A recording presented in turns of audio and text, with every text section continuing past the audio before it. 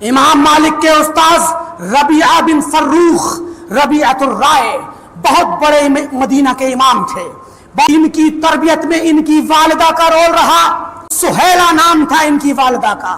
فروخ اپنی ڈیوٹی میں جہاد میں نکل گئے خراسان کے علاقے میں اور اپنی بیوی کے پاس 30,000 دینار رکھ کر گئے. بیوی حمل سے تھی, بچہ پیٹ میں تھا. چلے گئے اور ایسا ہوا کہ لمبا زمانہ گزرا.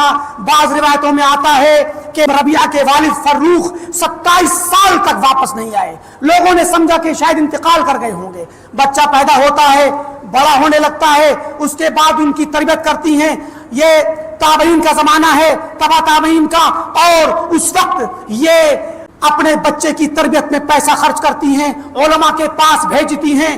آخر کار وہ بچہ دھیرے دھیرے بڑا ہوتا ہے اور عالم بنتا ہے مدینے کا. اور یہ حال ہوتا ہے ان کی فقہ کی اور دین کی علم کی گہرائیوں کا. امام مالک فرماتے ہیں, امام مالک کے استاذ ہیں, امام مالک فرماتے ہیں کہ ربیعہ, جس دن سے ربیعہ کا انتقال ہوا, ذہبت حلاوت الفقہ منذ ان مات ربیعہ. ربیعہ کے مرنے کے بعد فقہ اور علم کا مزہ ختم ہو گیا. علم کی چاشنی ختم ہو گئی, فقہ کی چاشنی ختم ہو گئی. فقہ کے مسائل میں مزہ نہیں آنے لگا. امام مالک, ربیعہ کا واقعہ بڑا لمبا ہے, بڑا لمبا واقعہ ہے. بہت ساری تفصیلات کے ساتھ علماء نے اور مورخین نے لکھا ہے کہ فروخ 27 سال کے بعد واپس آئے.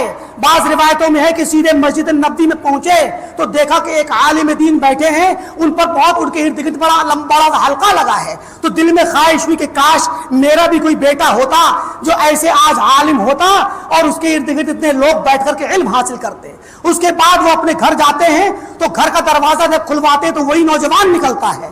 تو بات ہوتی ہے, بعض مورخین نے یہاں تک لکھا ہے کہ دونوں میں تکرار ہو جاتی ہے.